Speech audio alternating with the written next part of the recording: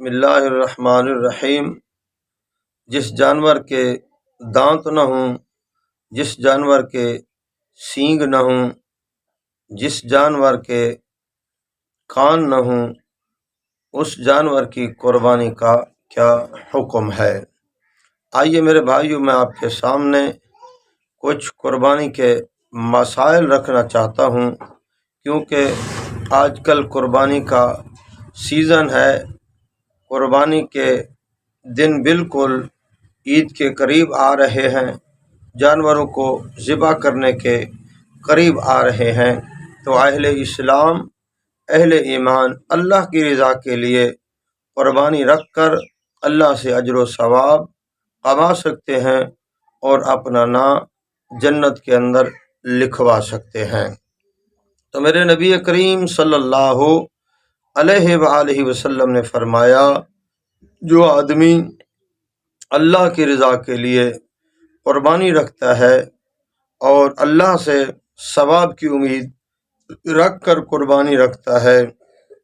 تو ایسے شخص کے لیے اس شخص کی قربانی جہنم اور اس بندے کے درمیان آڑ بن جاتی ہے۔ یعنی یہ قربانی اس کے لیے جہنم سے بچنے کا ذریعہ اور جنت کے اندر جانے کا ذریعہ، جنت کے اندر داخل ہونے کا ذریعہ بن سکتی ہے، کیونکہ میرے نبی کریم صلی اللہ علیہ وآلہ وسلم نے فرمایا کہ قربانی کرنے والا اور بندہ اور اس کے درمیان یہ قربانی جہنم کے درمیان آڑ ہے، آڑ ہوگی، آڑ بن جاتی ہے۔ تو اللہ رب العزت ہم سب مسلمانوں کو جوش، جذبہ، ولولہ اور ثواب کی امید رکھتے ہوئے اللہ کی رضا کی خاطر قربانی کرنی چاہیے، کیونکہ یہ قربانی ہمارے لیے باعث رحمت ہو، یہ قربانی ہمارے لیے جنت کا ذریعہ بنے، یہ قربانی ہمارے لیے جہنم سے بچنے کا ذریعہ بنے۔ آئیے میرے بھائیوں، میں آپ کے سامنے چند ضروری مسائل رکھنا چاہتا ہوں۔ جس جانور کے دانت نہیں ہیں، اس کے دانت ٹوٹ گئے ہیں، بالکل دانت نہیں ہیں، تو اس جانور کے لیے شریعت مطہرہ کا حکم ہے۔ علماء کرام نے لکھا ہے کہ جس جانور کے دانت بالکل نہیں ہیں، وہ چارہ نہیں کھا سکتا، تو ایسے جانور کی قربانی جائز نہیں ہوگی۔ ایسے جانور کی قربانی سے گریز کریں۔ جانور بے عیب ہو، جانور فربہ ہو، موٹا تازہ ہو، بہترین ہو، اچھی چیز ہو، کیونکہ ہم یہ اللہ کی رضا کے لیے کر رہے ہیں، اللہ کے نام پر کر رہے ہیں، تو اچھے سے اچھا جانور ڈھونڈ کر اس کو قربان کرنا چاہیے۔ جس جانور کے دانت بالکل نہیں ہیں، اس جانور کی قربانی جائز نہیں ہے۔ ہاں، اتنے جانور کے دانت ٹوٹ گئے ہیں، یعنی آپ یوں سمجھ لیں کہ آدھے دانت باقی ہیں اور آدھے ٹوٹ گئے ہیں، تو اس کے لیے علماء کرام نے لکھا ہے کہ اگر جتنے دانت اس کے گرے ہیں اس سے زیادہ دانت اس کے منہ کے اندر موجود ہیں اور چارہ بھی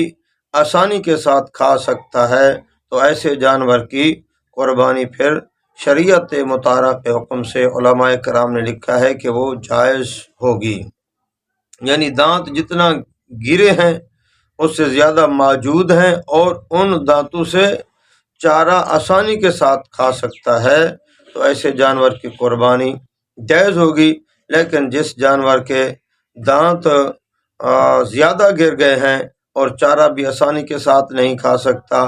اور جس کے بالکل دانت نہیں ہے، تو اس کے لیے علماء کرام نے لکھا ہے کہ اس کی قربانی جائز نہیں ہوگی۔ اسی طرح جس جانور کے پیدائشی طور پر کان نہیں ہے، اس کی قربانی جائز نہیں ہے، اس کی قربانی درست نہیں ہوگی۔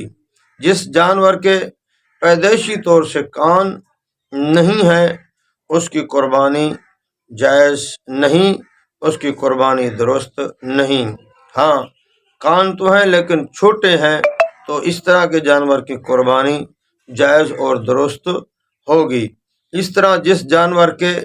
پیدائشی طور پر سینگ نہیں ہے تو اس کے لیے علماء کرام نے لکھا ہے کہ اس کی قربانی جائز ہے، اس کی قربانی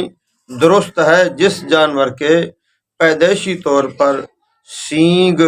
نہیں ہے اس کی قربانی جائز اور درست ہوگی، آپ اس کی قربانی کر سکتے ہیں۔ جس جانور کے سینگ ٹوٹ گئے ہیں، جڑ سے ٹوٹ گیا ہے، اس کی قربانی بھی جائز نہیں ہے۔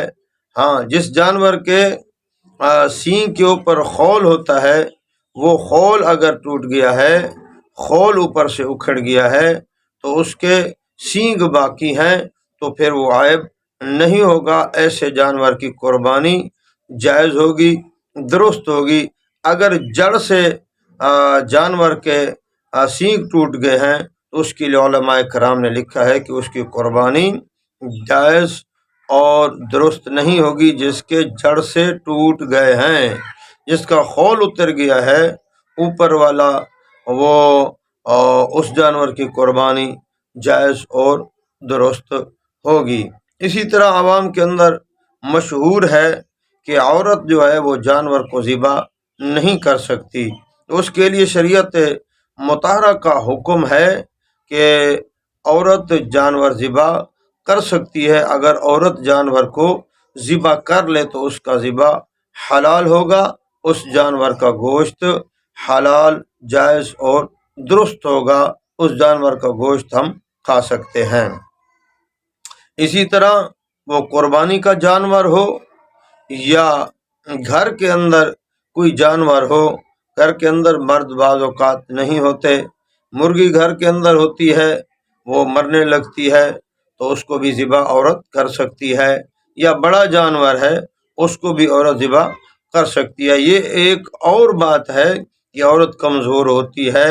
اس سے ذبح اگر صحیح نہیں ہو سکتا تو وہ ایک علیحدہ بات ہے، الگ بات ہے۔ اگر عورت ذبح کر لے تو عورت کا ذبح حلال ہوگا، عورت کا جانور ذبح کیا ہوا درست ہوگا، جائز ہوگا، ہم اسے کھا سکتے ہیں۔ اسی طرح جو آدمی گونگا ہے،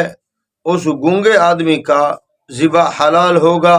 یا نہیں ہوگا، جائز ہوگا یا نہیں ہوگا، درست ہوگا یا نہیں ہوگا، تو اس کے لیے علماء کرام نے لکھا ہے کہ ایک آدمی گونگا ہے، وہ معذور ہے، لیکن اگر وہ جانور کو ذبح کر لے تو اس کا جانور ذبح کرنا بھی جائز اور درست ہوگا۔ اور ایک مسئلہ یہ ہے کہ جانور کو ایک آدمی ذبح کرتا ہے تو دوسرا آدمی اس کے ساتھ اس کی مدد کر رہا ہوتا ہے، اس کے ہاتھ کے ساتھ زور لگا رہا ہوتا ہے، یا بعض اوقات پھر وہ چھری پکڑ کر جانور کو ذبح کرتا ہے، تو اس کے لیے علماء کرام نے لکھا ہے کہ جو ذبح کرنے والے کے ساتھ ذبح کرنے میں شریک ہوگا تو ایسا انسان، ایسا شخص وہ ذبح کرنے کے اندر شامل ہے، یعنی شریک ہے ذبح کرنے میں۔ ایک ہوتا ہے جانور کے پاؤں کو پکڑنا، جانور کو پکڑنا، وہ جانور کے ذبح کے اندر شامل ہے، اس کے لیے تکبیر کہنا، بسم اللہ اللہ اکبر کہنا ضروری اور واجب نہیں ہے۔ دوسرا آدمی جو ذبح کر رہا ہے وہ اس کے ہاتھ کو پکڑ کر زور لگا رہا ہے یا چھری لے کر جانور کو ذبح کر رہا ہے، تو اس کے لیے علماء کرام نے لکھا ہے، شریعت مطہرہ کا مسئلہ ہے کہ شریعت مطہرہ حکم دیتی ہے جیسے وہ آدمی ذبح کرتے ہوئے تکبیر پڑھ رہا ہے، بسم اللہ اللہ اکبر، تو دوسرا آدمی جو ذبح کے اندر شریک ہوگا اس کے اوپر واجب ہے، لازم ہے، ضروری ہے کہ وہ آدمی بھی بسم اللہ اللہ اکبر پڑھے، تکبیر پڑھے، اس کے اوپر واجب، لازم اور ضروری ہے۔ آئیے میرے بھائیوں، اللہ رب العزت ہمیں ان مسائل کو سمجھنے پر غور کرنے کی توفیق عطا فرمائے، اور اللہ ہم سب کی قربانیوں کو اپنی بارگاہ کے اندر قبول اور منظور فرمائے۔